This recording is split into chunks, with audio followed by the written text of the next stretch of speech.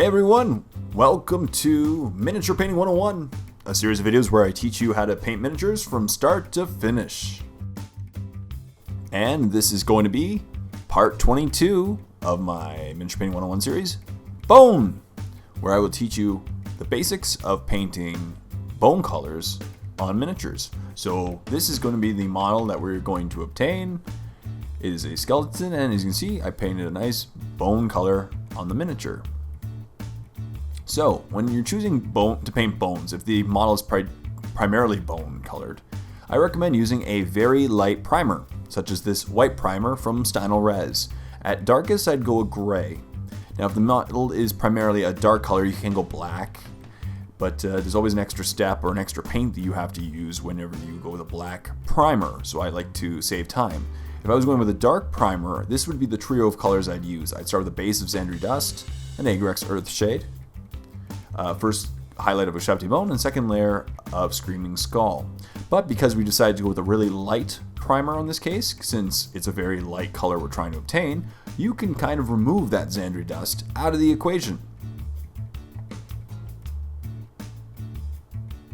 As I said, take it away, and the Ushabti Bone can become the base color. Since it's already a thin down paint, it will work really well with a white primer, and you can paint it very easily. And then we'll go with the Agrax Earthshade for a wash, back to the Ushabti Bone for a very quick highlight, and then the Screaming Skull. So it saves us a paint. Use less paint, it's good. So let's get started. So I'm going to take some of my Ushabti Bone, put it in my palette. Now it's already a thinner paint since it is a layer paint from Games Workshop, and they tend to be a little bit thinner than the base. But that being said, I still want to just thin it down slightly. I'm going to use about a 3-to-1 mix of paint to thinner and dilute it just slightly so that way it doesn't show any brush strokes. Light paints like this can show brush strokes pretty badly over a white primer. So thin it down a little bit with some paint thinner. And of course, mix it up pretty well. You got to have a nice uniform mixture.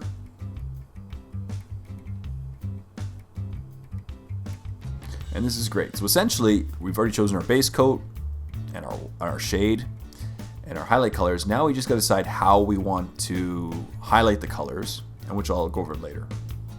So I'm just going to take my paint that's been thinned down and cover the miniature. As you can see, I'm using a relatively large brush since all the surface is bone. These skeletons are great. And I'm also going to discuss levels of standards during painting this miniature, because with bones you can kind of get away with painting them less if you want. For example, this skeleton in fantasy would probably be surrounded by about 100 of his comrades who look identical. So you may not have enough time to paint them all, or you don't want to go to a high standard since they're just bones. So I'll cover a couple different standards while doing this tutorial. However, none of them stop at the base coat. Always finish with at least a shading, because that will give it just an awesome, worn out, dirty appearance. And that's what bones kind of look like. The stereotypical bones are dirty and worn out. And also then it leaves it with some definition, not just a unicolor bone color on this. So I'm just going over all the miniature, making sure I get coverage over the entire surface. Let's speed it up a little bit because you guys know about base coating by this point in the series. Make sure I cover everything. If you're unhappy with the first coat, feel free to go over with another coat over the areas you don't like. But once again, with the light primer, it is very easy to get a very solid coat over it, even with a thin down, slightly. Basically, this is almost an off-white that we're using. It's a very, very, very light brown. There we go, making sure all the miniature is covered and nicely painted. Here it is when it's dry. Obviously let it completely dry before proceeding to the next step, whether it be another coat or a shading. And as I mentioned, we're going to use Agrax Earthshade. But Agrax Earthshade is pretty dark brown, and I just don't want my bones colored to be that tinted brown. So I always just like to add a little bit more brown to it. Now obviously we're using brown paint, so the first go-to color is a brown shading. But I'm going to dilute it a little bit. So I'm going to add some water to it. Add a 1-to-1 mix of water to Agrax Earthshade. And that way it'll dilute it really nicely to a light brown, which will get in the recesses and give some nice shading while not completely overshadowing and overwhelming the color that we did for our base color. If anything, I'd maybe go even lighter, or maybe a 2-to-1 mix of water to Agaric's Earthshade. Now, if you have hard water, do not use this because it will leave watermarks on the miniature. But you can see here, even with a watered down Agaric's Earthshade, there's quite the tint that we're applying to this miniature, especially in the shades. But that's great because this miniature has all the rib bones, the crack in the skull and the face, and the areas between the toes and fingers, and you just really want to highlight those and bring out the detail there. And the first thing that you do is a nice shading. It'll give this model a lot of definition.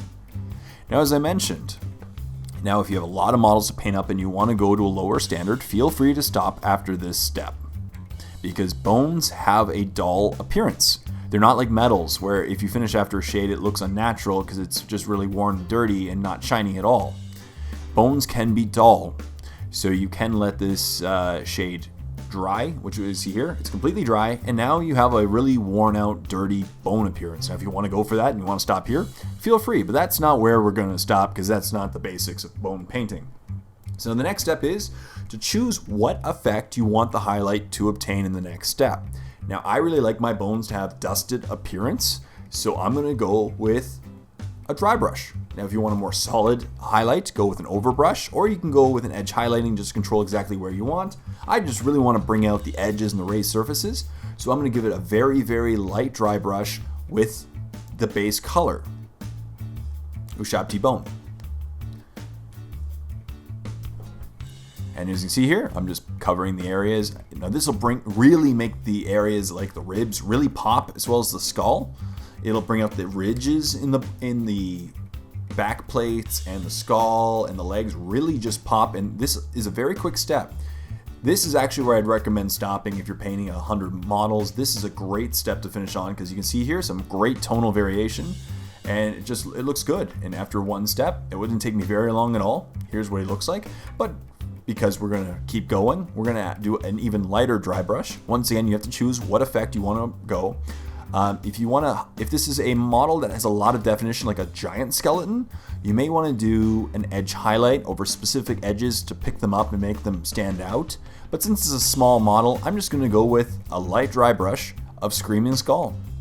And afterwards, if you really want to take it to the next level, maybe a 1-to-1 mix of Screaming Skull and White Scars, and you do an edge highlight over specific areas once again to make them pop. But this is a very small model, so I'm just going to use Screaming Skull, and I'm going to do an even lighter dry brush over these areas, just focusing on the areas in which the light source is hitting.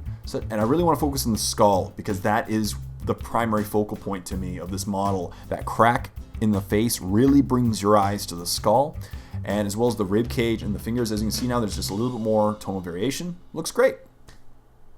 And as I said, if you want to get to the next step, you can always go farther with bones. That's a great part about it. You can do more and more highlighting, but we're going to stop there. So I've gone over the steps of a quick and easy method to obtain a decent tabletop standard, a very good standard if you want to just go tabletop level with these models. As you can see here, there's some great variation. You can see all the details and the ridges and the edges. They stand out and they look great. And I think we accomplished our bone look on this miniature. So thank you so much for watching this episode of Miniature Painting 101. And stay tuned for part 23, which is just around the corner next Monday. But if you can't wait, check out The Warp, where not only we get to see the next 4 months of Miniature Painting 101 episodes, you'll also get to see start to finish painting tutorials, more battle reports, and just some awesome wargaming content. So thank you very much for watching. Until next time, this is Jay saying, happy painting, everyone.